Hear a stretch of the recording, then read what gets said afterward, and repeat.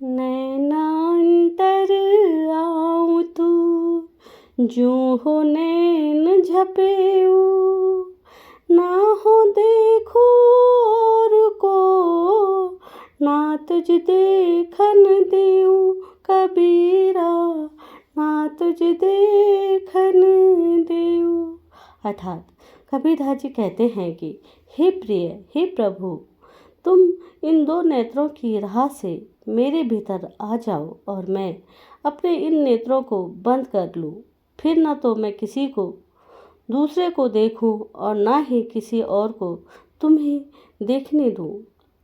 कबीर रेख सिंदूर की, काजल दिया न जाए, नैन रमैया रमी रहा, दूजा कहाँ समाए कबीरा, दूजा कहाँ समाए।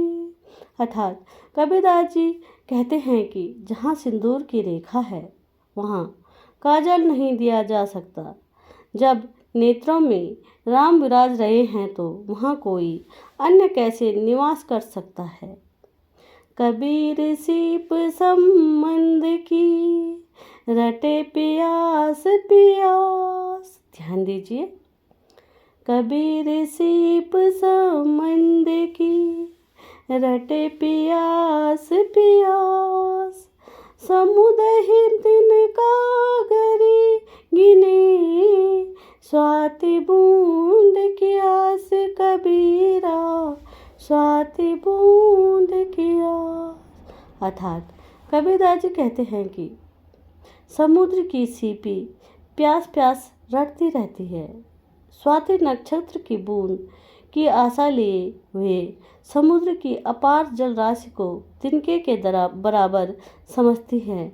हमारे मन में जो पाने की ललक है, जिसे पाने की लगन है, उसके बिना सब निस्सार है।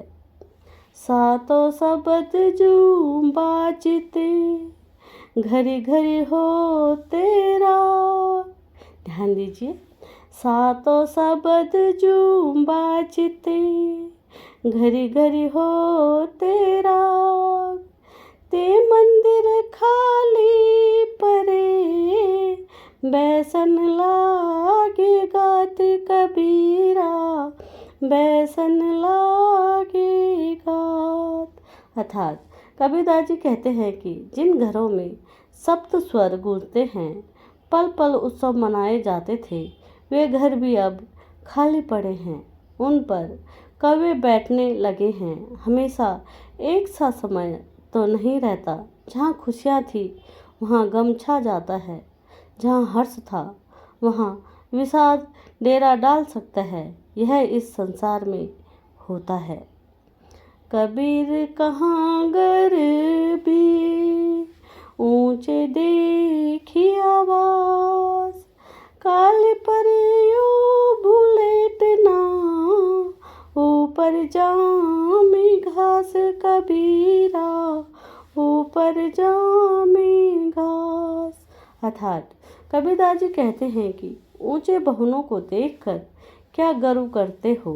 कल या परसों ये ऊंचाइयां और आप भी धरती पर लेट जाएंगे, ध्वस्त हो जाएंगे, नष्ट हो जाएंगे और ऊपर से उन पर घास उगने लगेगी। वीरान सुनसान हो जाएगा। जो भी अभी हंसता खिलखिलाता घर आंगन है, इसलिए कभी गर्व न करना चाहिए।